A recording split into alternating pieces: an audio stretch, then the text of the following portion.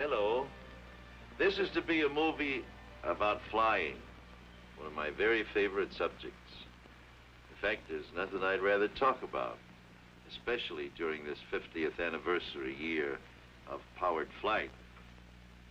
Of course, I like to talk about radio and television, too. They've been mighty good to this country, boy. This is the way I make my living. But what makes that living worthwhile is to get out there in the wild blue yonder in a good airplane with the whole universe waiting for me. Not just because it's a thrill, although it certainly is that, but because I like to think that aviation, as far as it has advanced, and it certainly has come a long way, is still very young.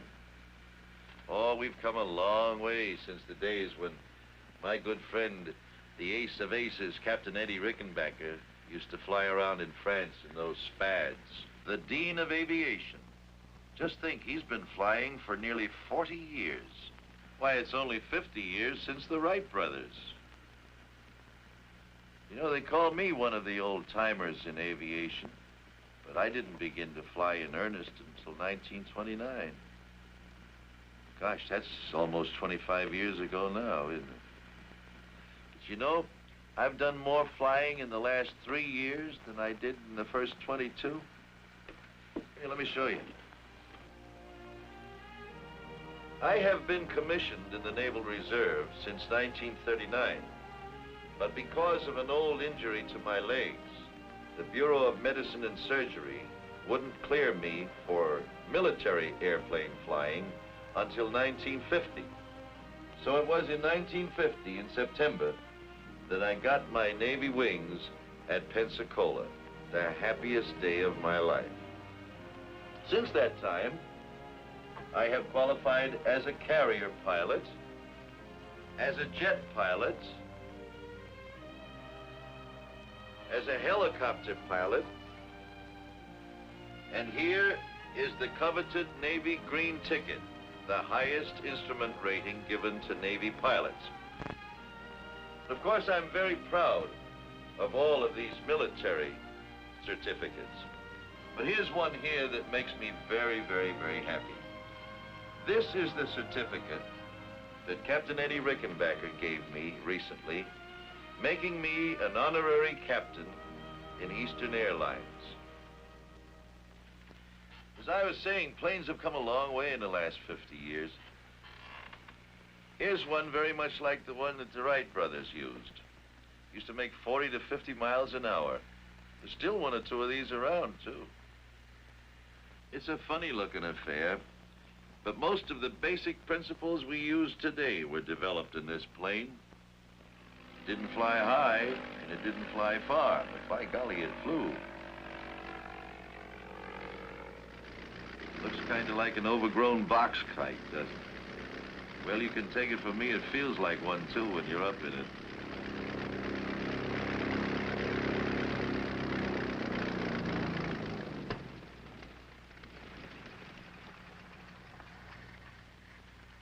You've heard the expression, flying by the seat of your pants? Well, this is where it came from. Sitting in this old bucket seat right here. See, the Wright brothers had no instruments of any kind, except a little old oil gauge down here. It tells you got some oil pressure back there. And this stick, this column, and this wheel is exactly the same as we have in the big airliners of today. When I push the stick forward, you notice that flipper comes down, it pushes the tail up and the nose down. Vice versa this way. Want to drop the right wing, do it this way. Left wing this way. And here are the rudder bars that work the rudders in the tail. You see, the principles were the same then as they are today. No difference. Here is a model of a Spad, the airplane that Captain Eddie Rickenbacker flew in World War I, only 10 or 12 years after the Wright brothers' first flight. It's a shame that it had to be used as a weapon of destruction so soon, but the war brought that on. This is Captain Rickenbacker in the plane he made famous in World War I. These old films show the dashing young skipper of the 94th Squadron leading his boys into a dogfight. The hat and the ring insignia was always present when the fighting was thickest.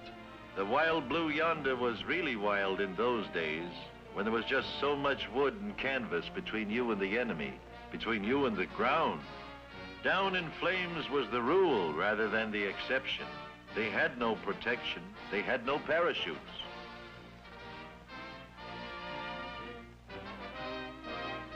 Yes, they paid a high price, but it was through Captain Rickenbacker's exploits in World War I that the terrific fighting power in the airplanes was made known to man. This little Spad carried a very powerful engine for those days and often flew up to 135 miles an hour straight down. There aren't many of them left, but here comes one of those old-timers now. And look who's flying it. It's Captain Eddie, the one and only, Captain Rickenbacker. Hey, wait a minute. I want to get in this scene myself. Hey, Captain Eddie. How's it feel to be at the controls of this old baby again? Well, frankly, it brings back a lot of memories, Arthur. Some good, some not so good, but maybe we had to do it regardless. You know, many a morning I used to sit around up there at 20,000 feet with the sun at my back waiting for the enemy Fokkers to come around. 20,000 feet in that open cockpit? Right.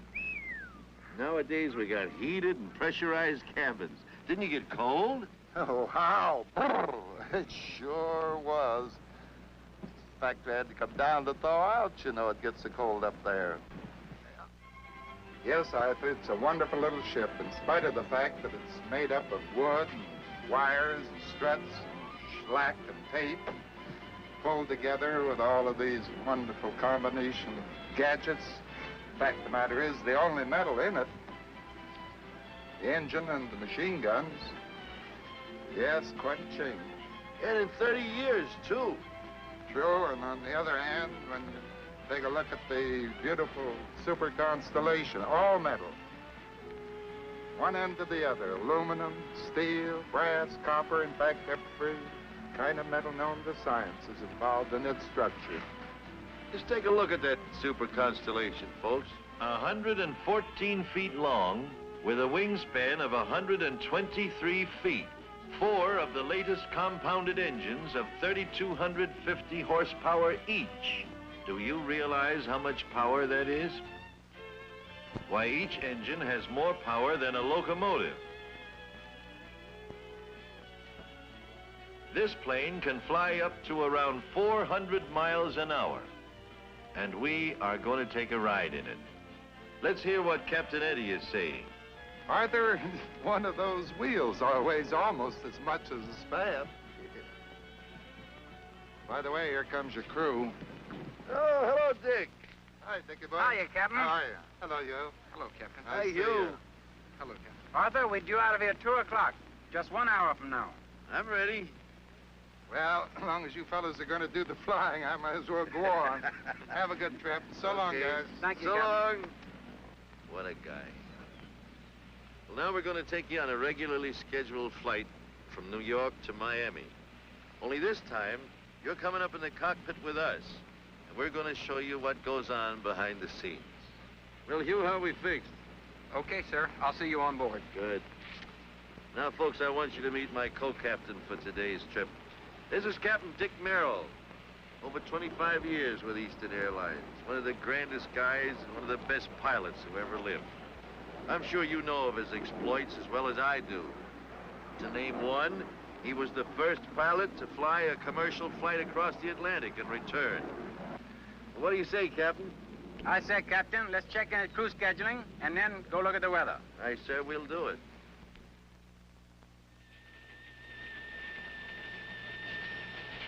Oh, boy, look at that beautiful high. Hey, but look at this front back here. See, how fast is that front moving? About 25 miles per hour to the east, Captain. Here's the latest map.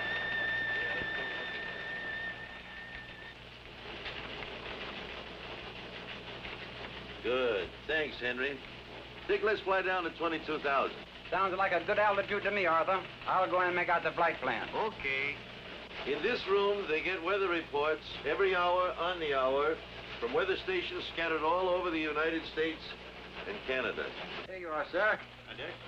Flight 601, proposed 1400. The dispatcher's office is the central intelligence for all aircraft. They know where every plane is every minute. On this big board, the clerk notes the position of each plane en route, as reported by radio, and the time due at the next checkpoint. We fill out our flight plan with the dispatcher, giving our exact route of flight, the altitude, the amount of fuel, and so forth. A copy of this will be filed with the Government Airways Traffic Control. Here you are, sir. How does that look to you? The dispatcher gives us official clearance, and we're on our way.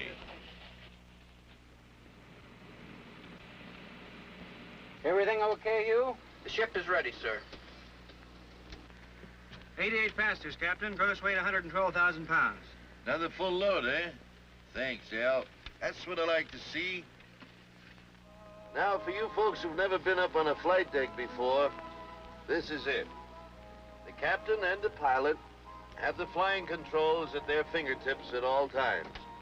While over here, the engineer is very busy with the engine instruments. These are the throttles, just like the accelerators on your car, one for each engine. 2, 3, 4. This is the control column. And with it, you fly the airplane. To the right, to the left, down, up, and here are your rudder pedals down below. The airspeed indicator shows just that, how fast we are going through the air. The altimeter tells us how high we are.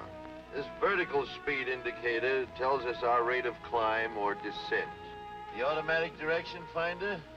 Well, that's just what its name would imply. It points to where we want to go when we tune in a radio station with it. This is the flux gate compass. And this one is the old reliable magnetic compass, just like Columbus had when he came over here. This is the omni-range bearing indicator.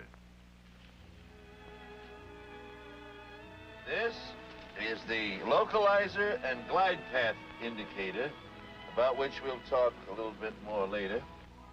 This is the artificial horizon. It shows the attitude of our plane with reference to the real horizon. And of course, you know that we have radio contact at all times, ship to ship, ship to ground, 2 or 3 transmitters and receivers.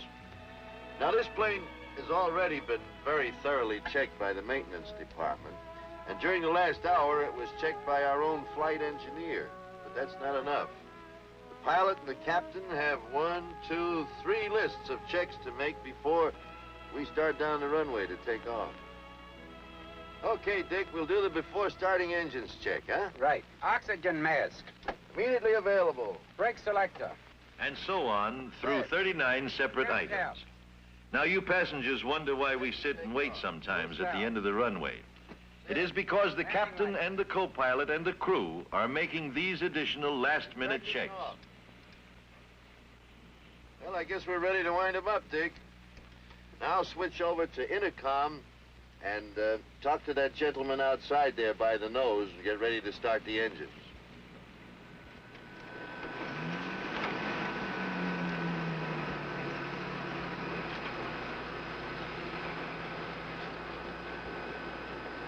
Ground to cockpit. Clear to start. Ready to start. Start 3. Turning 3.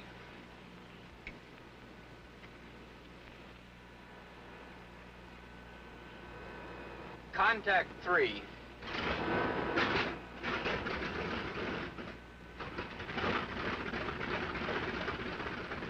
Clear to start 4. Start 4. Turning 4.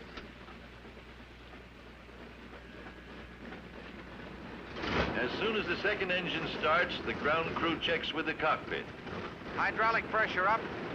Now the safety pins can be removed from the 3 landing wheels. Otherwise, they could not be retracted when the plane is in the air. Clear to start 2. The same routine is followed for each engine. Clear to start 1.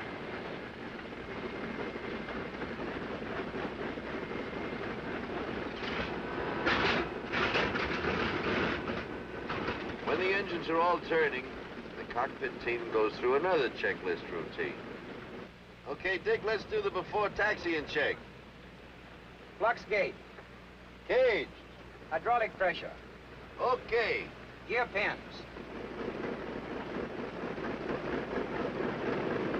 3 pins. After that, he checks by radio with the airport ground control. Islewild ground control from Eastern Airlines trip 601. Taxiing instructions. Eastern 601, clear to taxi. Clear to runway 13 right. 13 right. The wind south-southeast 10, altimeter 299.7. Get the runway, Arthur. 15. 13 right, right? Right. 13 right. Okay. Ready to taxi? Brakes off.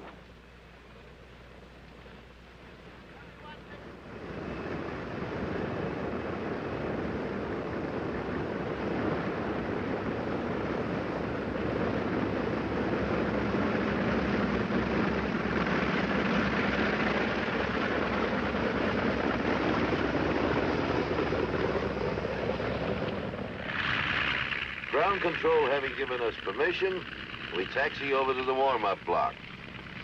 You notice they told us which runway to use and the wind direction.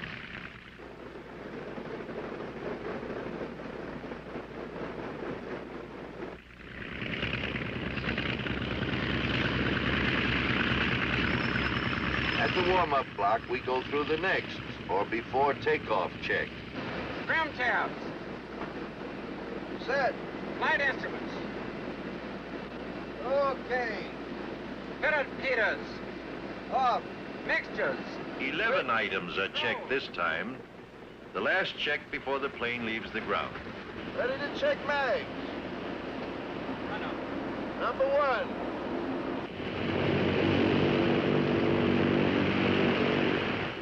Left. Both. Right. Both. Number 4. And so on until all 4 engines have been run up and checked. We are now ready for takeoff clearance. Idlewild ground control from Eastern 601. Ready for clearance.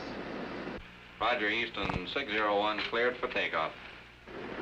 All right, brakes off.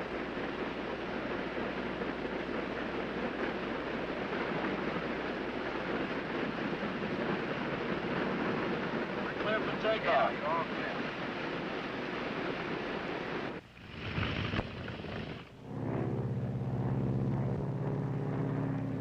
we go. Ready for takeoff. Takeoff power. Takeoff now.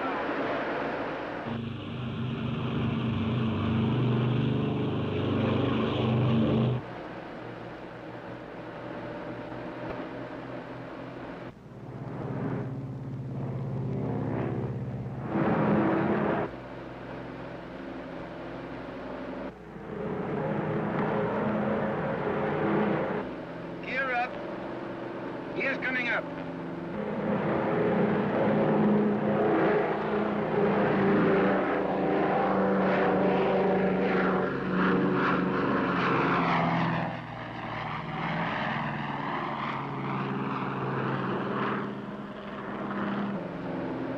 There you are. See how easily she wanted to get off? Big as this Super Connie is, she wants to fly right on off of there.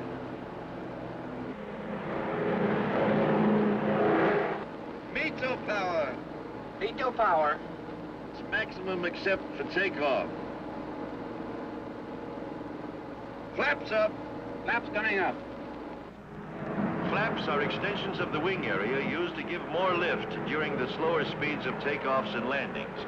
They withdraw in flight for greater speed. Climb power. Climb power.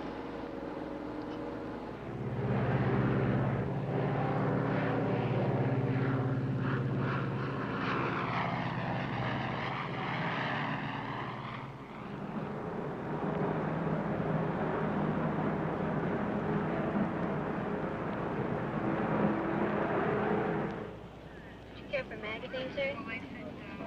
Copy mechanic? Okay, we finish our climb check. Now it's time for a Chesterfield. Dick. I don't smoke, Arthur. Hugh. Okay, thanks. You get down on the deck, you buy 'em by the carton, see? Indubitably. What? Yes, sir. I thought you wouldn't wrap your tongue around that one twice. Building up his pod.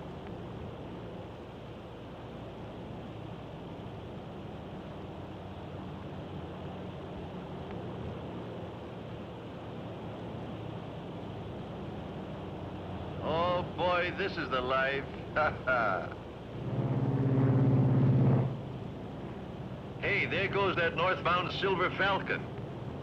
That's one of Eastern Airlines' wonderful twin-engine planes. The new type that has superseded the beloved old DC-3. It's the most advanced twin-engine commercial plane in the air today. She carries 40 people at a cruising speed of around 300 miles an hour. One of the most comfortable airplanes you could ever ride in. Eastern uses them to pick up passengers from intermediate points to connect with these big super connies. It's a wonderful airplane, that Silver Falcon.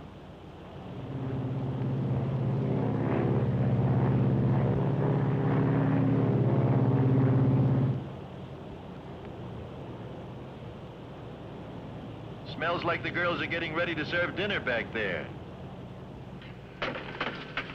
Gwen, the water's hot for tea if anyone cares for anything. Thank you, Al.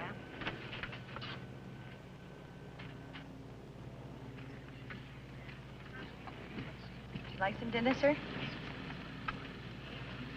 How about you, hon? Oh, this looks luscious.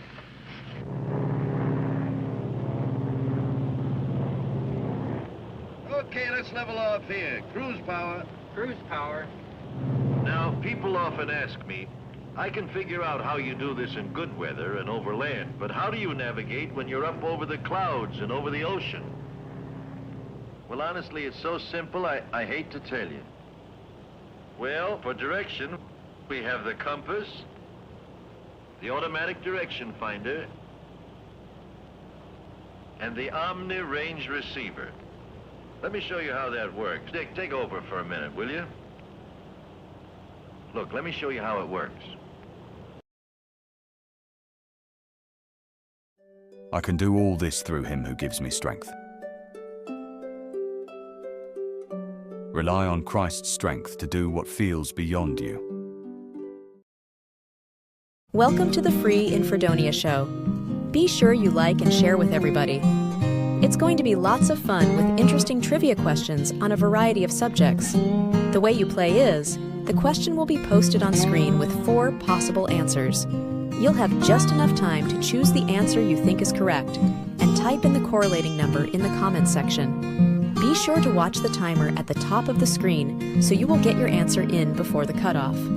After you post your choice, give Gary a few seconds to tabulate the answers, and the correct response will be noted before advancing to the next question. Good luck! Now, back to Gary.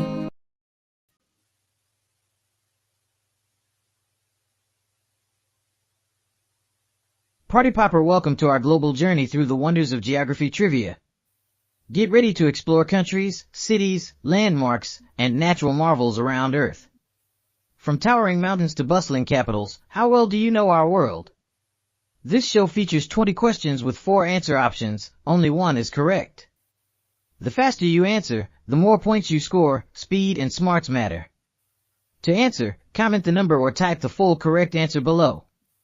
Globe showing Europe, Africa, think fast, think global, and let's see who's the geography genius. Snow-capped mountain ready to roam the world without leaving your seat? Let's begin. Cityscape at dusk from Paris to Patagonia, every question is a step in discovery. Desert island, learn fun facts and challenge your knowledge with every thrilling round. World map, whether you're a map master or casual explorer, everyone can play.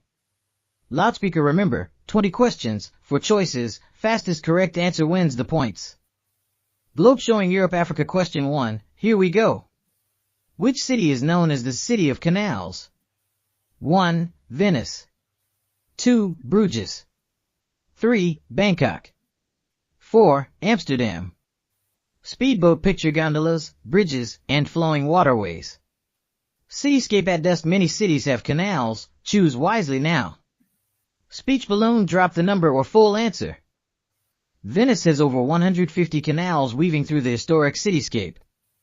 White heavy check mark. Correct answer is Venice. Well done. Clapping hands. 2 of 2 players got it right.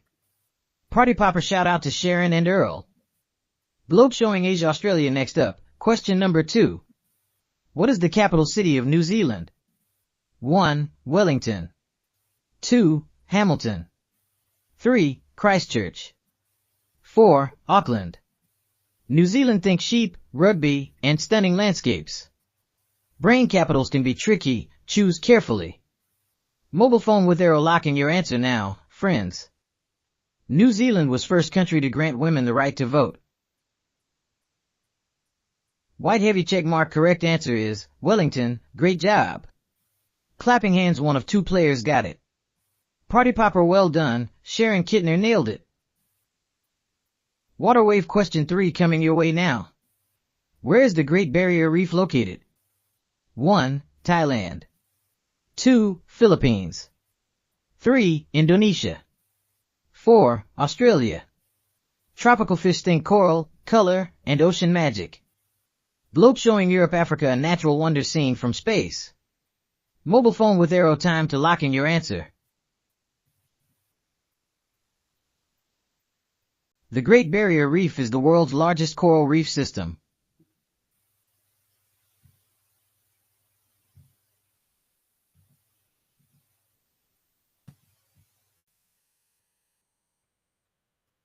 White heavy check mark. Correct answer is Australia. Well done. Direct hit. 2 of 3 players got it. Clapping hands. Earl Gardner, Tom Edwards answered correctly. Snow-capped mountain. Question 4 is climbing into view. Where is Mount McKinley located, folks? 1. Washington. 2. Montana. 3. Colorado. 4. Alaska. Globe showing America's. It's North America's tallest mountain. Straight ruler over 20,000 feet. Pretty impressive, right? 3 o'clock. Locking your answers now. Mount McKinley is also called Denali, meaning the high one.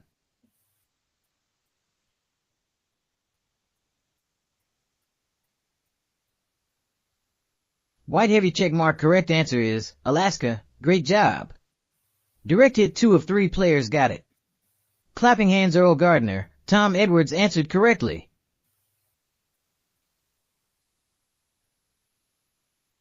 National Park. Question 5 is ready to explore. Where is Machu Picchu located, adventurers? 1. Peru. 2. Chile. 3. Brazil. 4. Argentina. Moai ancient ruins high in the mountains. Sunrise over mountains, a true wonder of the world. 3 o'clock. Time to lock in answers. Machu Picchu was rediscovered in 1911 by explorer Hiram Bingham.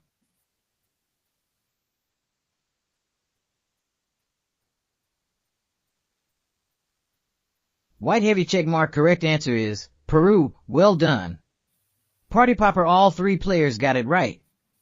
Clapping hands. Earl, Sharon, Tom nailed it perfectly.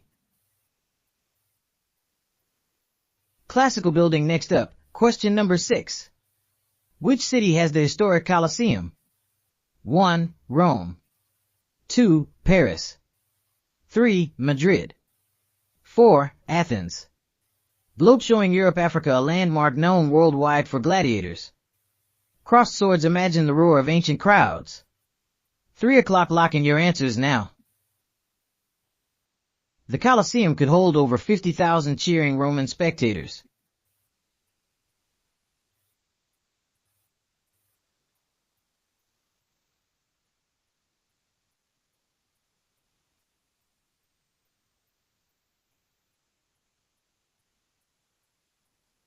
White heavy check mark. Correct answer is Rome. Great job.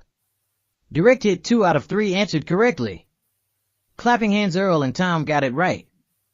Crossed flags. Question 7 coming your way now. Where is Mount Fuji located exactly? 1. Vietnam. 2. South Korea. 3. Japan. 4. China. Snow-capped mountain. It's a famous snow-capped peak. Camera with flash, a top spot for stunning photos. 3 o'clock time to lock those answers in. Mount Fuji is Japan's tallest mountain, standing at 3,776 meters high. White heavy check mark. Correct answer is Japan. Well done. Party Popper 3 out of 3 answered correctly. Clapping hands. Earl, Sharon, Tom nailed it perfectly.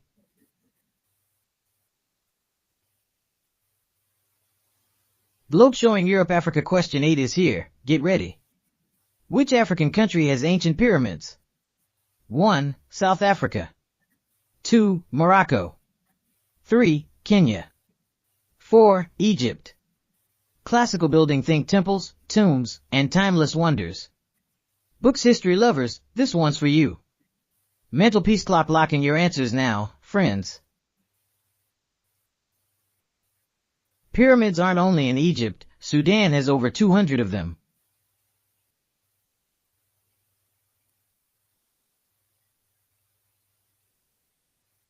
White heavy check mark. Correct answer is Egypt. Great job. Party Popper 2 out of 2 answered correctly. Clapping hands. Earl and Tom got it right. Money bag time for question 9. Money matters. What currency is used in Switzerland? 1. Swiss franc. 2. Pound sterling. 3. Krona. 4. Euro. Switzerland. Think Alps, chocolate, and banking. Brain choose wisely. Finance fans unite. Mobile phone with arrow. Submit your answers now. Go. Switzerland has 4 official languages: German, French, Italian, and Romansh. Pretty multilingual.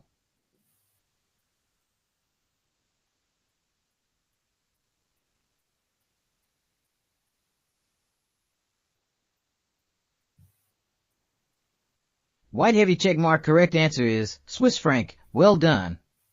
Bar chart 1 out of 3 answered correctly. Clapping hands. Great job. Sharon Kittner nailed it. Cityscape at dusk. Question 10 coming your way now.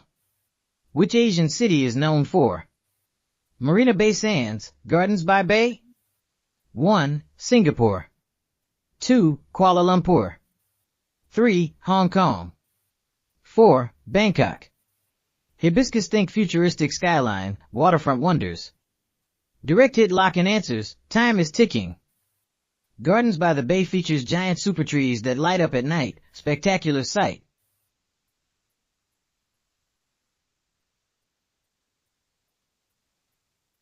White heavy check mark. Correct answer is Singapore. Well done. Brain 1 of 2 got it right. Party Popper shout out to Earl Gardner. Congrats.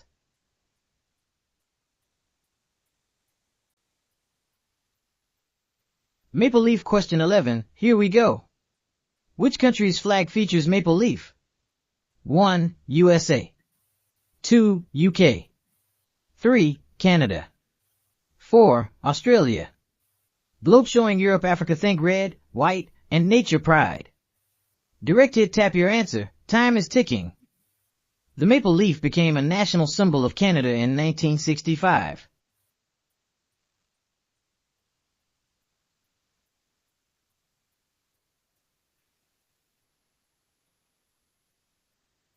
White heavy check mark. Correct answer is Canada. Great job.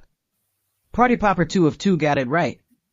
Clapping hands. Earl Gardner, Sharon Kittner nailed it. Japanese castle. Question 12 coming your way now. Where can you walk Great Wall? 1. Russia. 2. Japan. 3. India. 4. China. Globe showing Asia Australia. Think ancient, long, and legendary structure. Hourglass. Not done locking answers. Time is ticking. The Great Wall stretches over 13,000 miles across northern China.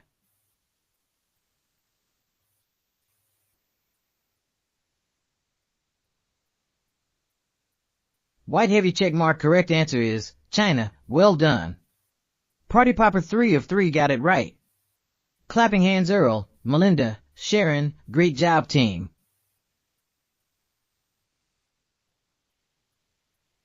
Man in Steamy Room. Question 13. Let's heat up. Which island has famous geothermal spas? 1. Norway. 2. Iceland. 3. Greenland. 4. Finland. Volcano, think hot springs and chilly air.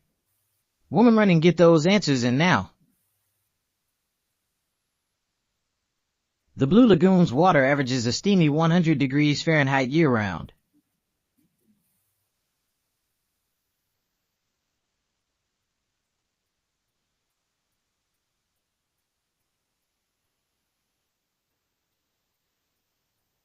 White heavy check mark. Correct answer is Iceland. Great job. Direct hit 3 of 3 nailed it perfectly. Raising hands. Earl, Melinda, Sharon, Spa Masters unite.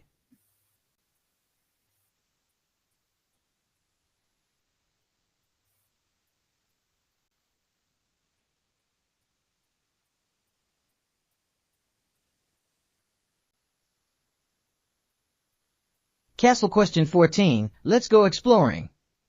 Where's the Taj Mahal located exactly? 1. Mumbai. 2. Jaipur. 3. Delhi. 4. Agra. Camera with flash. Think marble, love, and iconic domes. Hourglass not done locking your answers now. The Taj Mahal was built by Emperor Shah Jahan in 1632. Bar chart. Correct answer is Agra, majestic monument. Grimacing face 0 of 3 answered it correctly. Face with monocle. Tough one, but keep going strong. Summarize question 15. Let's set sail. Santorini belongs to which stunning country? 1. Turkey. 2. Spain. 3. Italy. 4. Greece. Beach with umbrella. Picture blue domes and ocean views. Direct hit. Make your choice, travelers, now.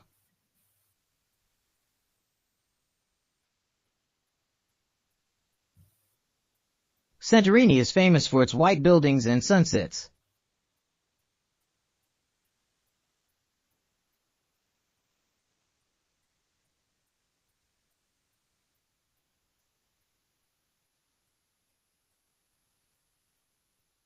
White heavy check mark. Correct answer is Greece, stunning destination. Clapping hands. 2 of 3 answered it correctly. Party popper. Earl and Melinda nailed it. Congrats. Castle question 16. Architecture lovers, get ready. La Sagrada Familia stands in which city? 1. Valencia. 2. Seville. 3. Madrid. 4. Barcelona. Artist palette. Gaudí's masterpiece towers with epic beauty. Mantelpiece clock. Locking your answers now, folks. La Sagrada Familia began construction in 1882, still not finished.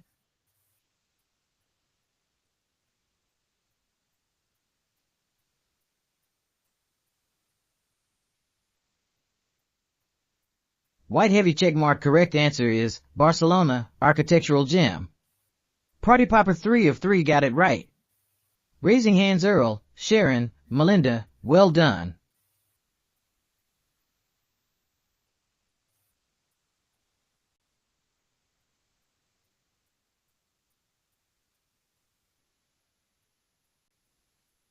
Globe showing Europe Africa question 17 coming your way now. Which desert covers northern Africa's expanse? 1. Sahara Desert. 2. Kalahari Desert. 3. Gobi Desert. 4. Atacama Desert. Desert, think sand, sun, and endless dunes. Hourglass not done locking those answers, explorers. The Sahara is the world's largest hot desert, massive and scorching. White heavy check mark. Correct answer is Sahara Desert, vast beauty. Party popper. 2 of 2 answered correctly, impressive. Clapping hands. Earl and Sharon, great job.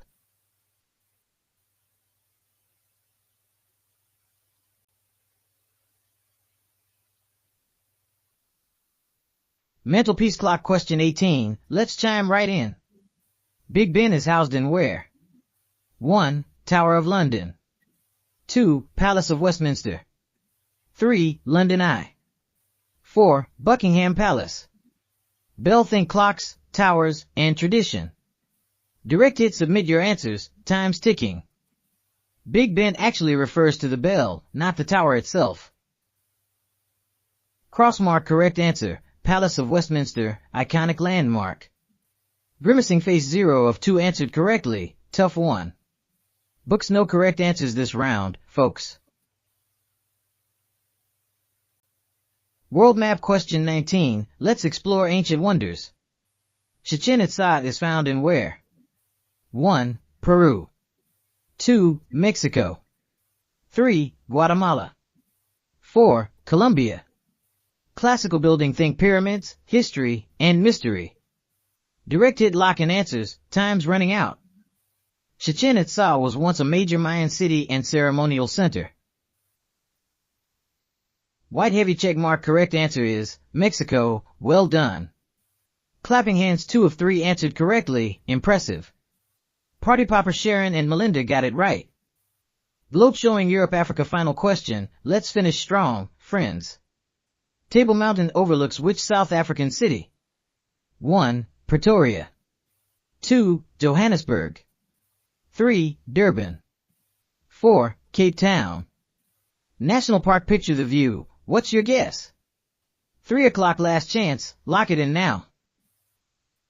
Table Mountain is over 260 million years old, older than the Himalayas.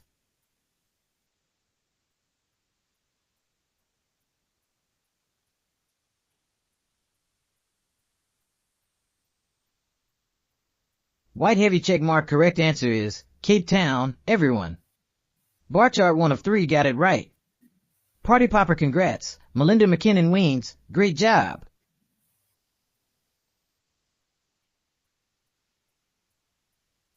Trophy and the final results are in. First place medal Earl Gardner takes the crown, 14 correct. Second place medal Sharon Kittner scores 11, impressive work. Third place medal Melinda and Tom tied with 6. Clapping hands, great game, everyone, thanks for playing.